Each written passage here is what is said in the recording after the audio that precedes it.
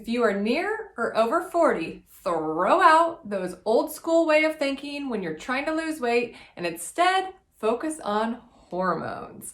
I like to focus on a hierarchy of hormones, and today I'm going to share some lifestyle strategies to address 6 of them that's going to help you feel better. So stick around.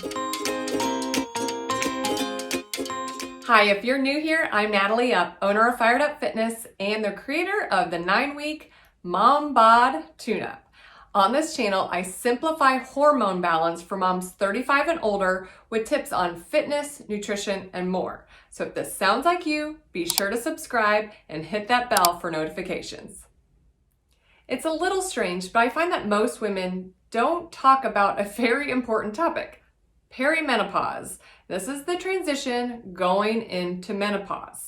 Perimenopause typically can last 8 to 10 years and starts anywhere typically in your 40s. Menopause officially happens when we haven't had a menstrual cycle for 1 full year, and this is officially when our ovaries stop releasing eggs.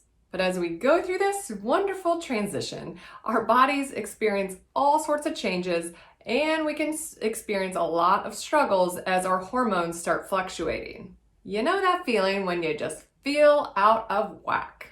This is happening because hormones regulate the majority of the processes of our body. So I've got good news. You and/or I are crazy. It's just our hormones. So when our hormones are feeling a little wackadoodle, these are some of the symptoms that you might experience. Hormone imbalance typically shows up with various symptoms like brain fog, headaches, fatigue or lower energy, trouble sleeping, you might be irritable, you might have gained weight, you have decreased muscle, increased cravings, your libido might be down, you might have some vaginal or dryness in your skin, hot flashes, night sweats, constipation, bloating, adult acne, and dry or thinning hair. So all sorts of wonderful things. Hormones literally rule the roost. And this is because each hormone has a direct relationship to the next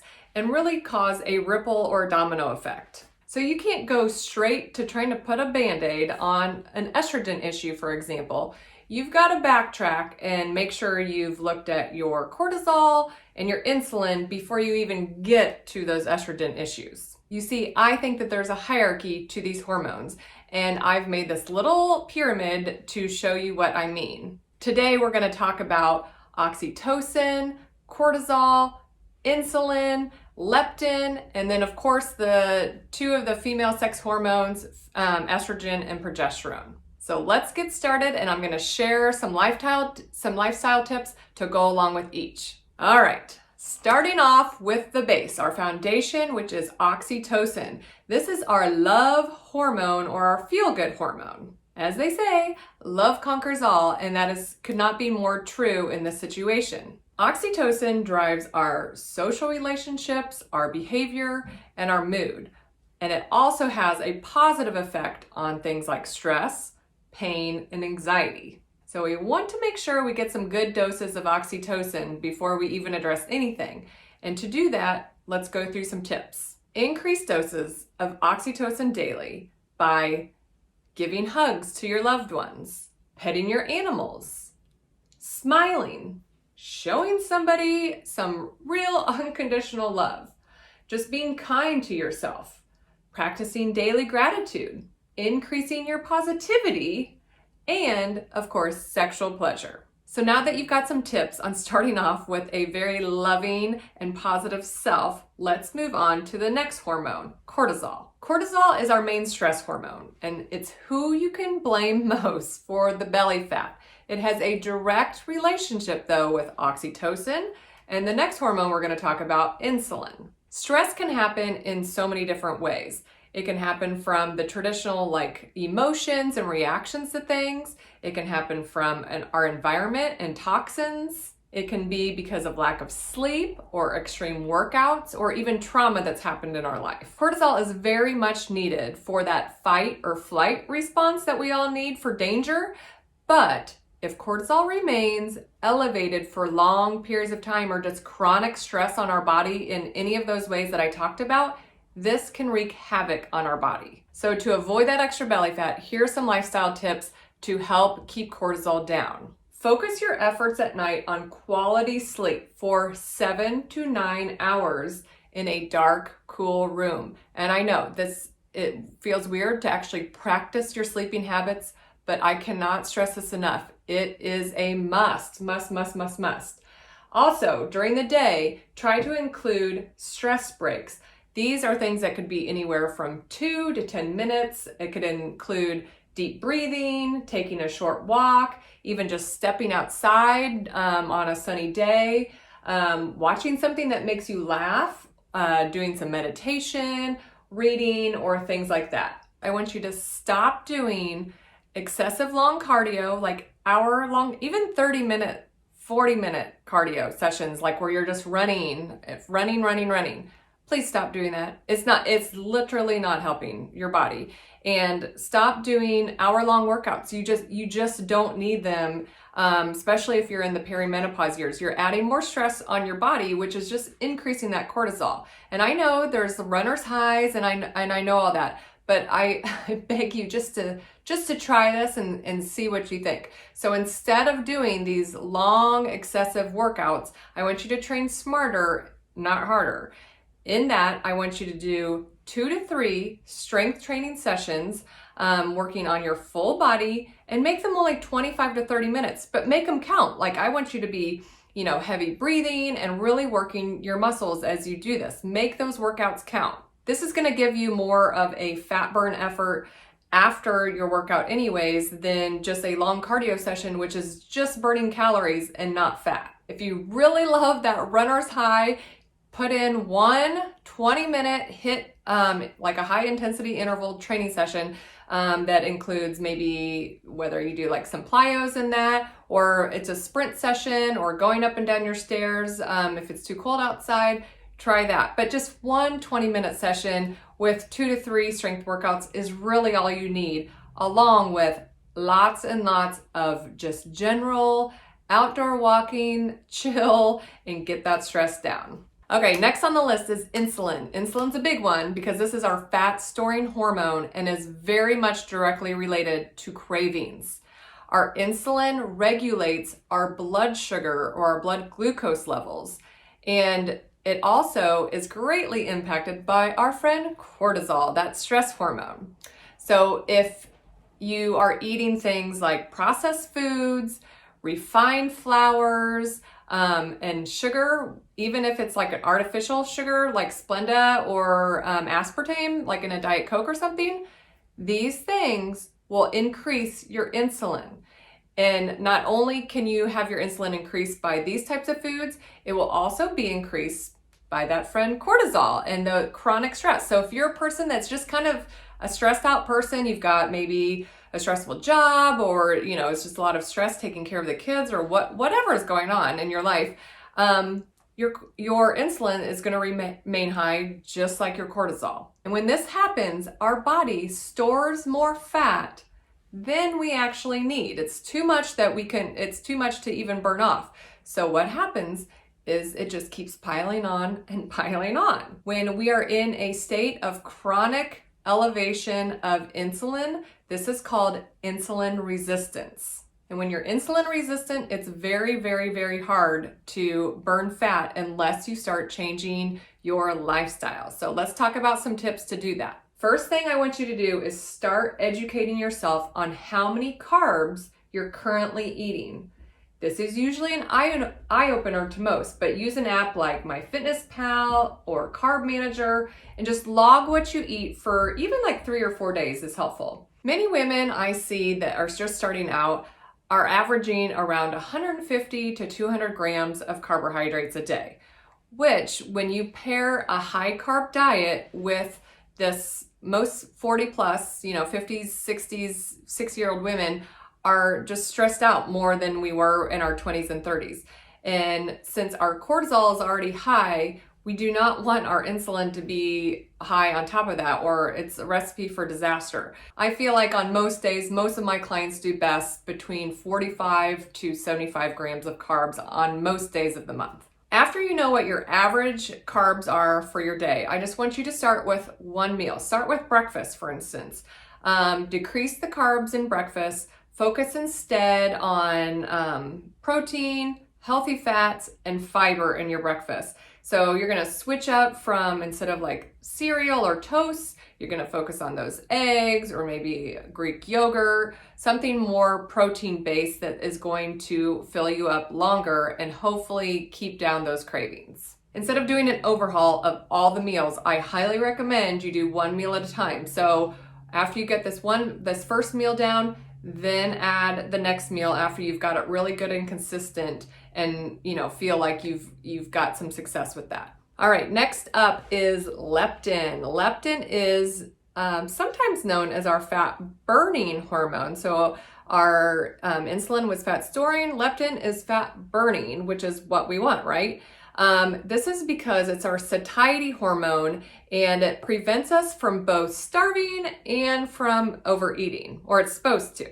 Leptin is actually made in our fat cells and it tells our brain how much fat we have in our storage that our body can use as energy. Leptin also works opposite of the hormone ghrelin, which is our hunger hormone, but we're not going to go into that in detail. Because this hormone is housed in our fat cells, people that are overweight or obese actually have more fat cells that contain leptin than somebody that is lean. And when you have these higher elevated leptin levels, just like insulin, you can become leptin resistant, just like you can become insulin resistant. When this happens, that communication between our brain and our fat cells becomes broken. Our brain no longer can really pick up on how much leptin we actually have in our cells for energy. So even though you might already have enough fat storage in your cells for energy, your brain doesn't know this, and instead it keeps making leptin and having you continue to eat to keep up. And this is why the satiety is broken and you're going to continue to tell that ghrelin that you're still hungry. Leptin resistance is very much associated with inflammation of your body and poor sleep. To start addressing some lifestyle tips for this hormone, here are some things that you can do. You'll want to reduce the amount of carb-rich processed foods, once again, as well as inflammatory oils you eat like canola or soy oil are big ones. I would start by looking at those labels of what you're eating and swap out even like one food that you commonly eat on a regular basis. Just swap that one processed food out for something that is a single ingredient or whole food instead. Next, to help with appetite, research has shown time and time again that protein actually helps with increasing your sensitivity to leptin, which is what we want to be. We want to be more insulin and leptin sensitive, not resistant. So to help with that, I encourage you to focus on 3 meals a day, not 5, not 6, but 3 meals a day.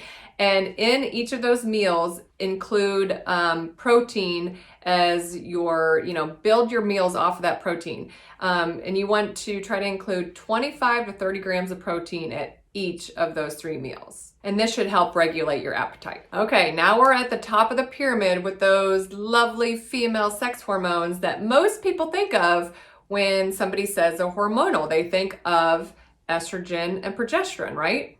But as you can see, there are so many other things that we need to focus on before we even get to the top of the pyramid. So estrogen and progesterone are our female reproductive hormones. Testosterone's another big one that definitely affects women.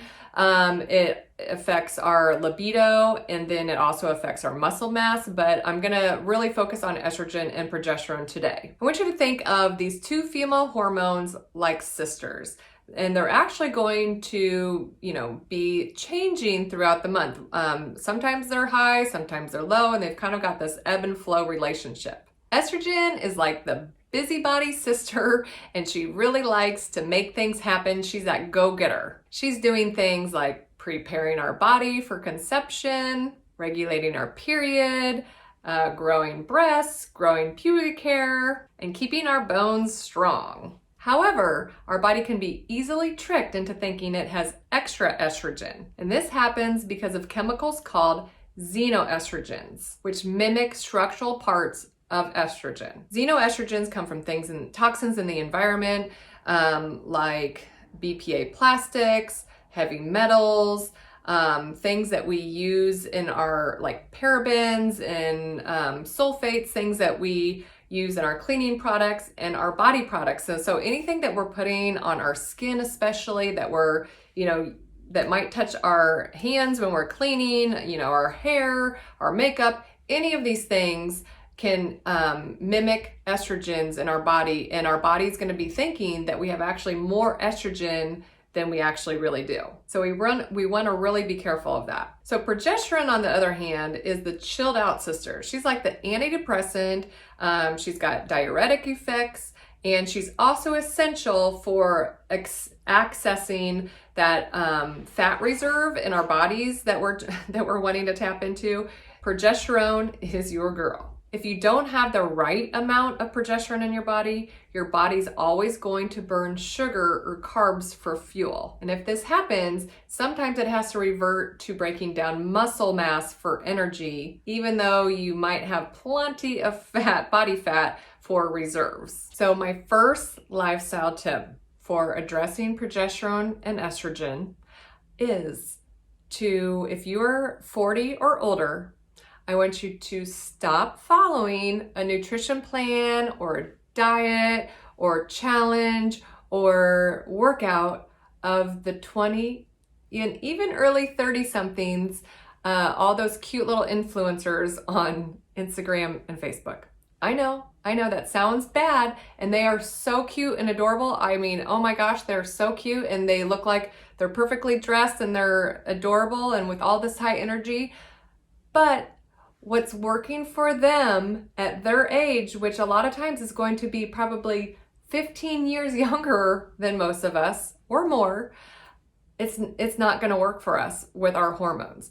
Our fluctuations in our progesterone and estrogen, especially when we're in perimenopause, are nowhere near what's happening to their bodies in their 20s and 30s, especially when they're maybe trying to have babies and so forth. You'll see them marketing things like eating clean and, eating all these healthy carbs and everything. That's great. And carbs are not the enemy, and carbs are not bad. However, when you are 40 and older, your body does not handle carbs like it did when you were 20s and 30s. And, I used to be one that would follow body types. And so like you have your ectomorphs and your endomorphs and mesomorphs. I used to follow that. And that's how I started eating clean and everything back in my early and mid 30s.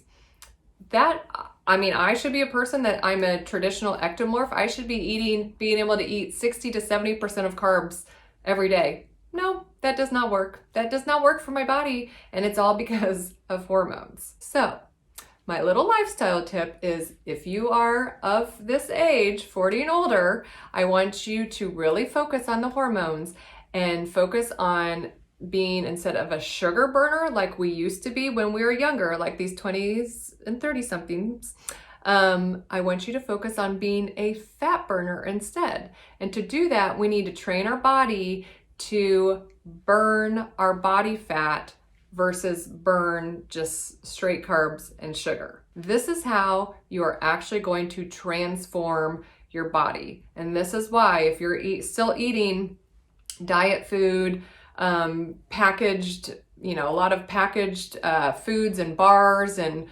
even protein balls that can be loaded with stuff in it. If you think that you're, eating all these clean foods and nothing's happening, it's because you need to make that shift from being a sugar burner to a fat burner. And to do this, you need to make sure you're having enough carbs, make sure you are including healthy fats and all three types of fats. So polyunsaturated, monounsaturated, and saturated fats each and every day, as well as fibrous carbs. So those are going to come from veggies and fruit. And little carbs, complex carbs here and there on designated times that will work with our body. but not against it. But mostly it's those protein, healthy fats, and fiber. Secondly, to fight those xenoestrogens that I talked about, those pesky little chemicals, I want you to increase your cruciferous vegetables each day. Each day, I want you to focus on trying to get at least 1 serving of those. Those would be like your broccoli, Brussels sprouts, cauliflower. Those are all great options to try. And in addition, I want you to start swapping out those toxic beauty products, especially anything that you're using on your skin. Great if you can also do your cleaning products and the plastics and so forth, but if you can at least start with your beauty products, things that you use daily and are basically ingesting into your system in one way or another through your lotion, through your shampoo, your makeup, any of these things. Just start by swapping at least one of those products out. And I want you to look at, there's great apps, the EWG Healthy Living app. Then there's also the Think Dirty app.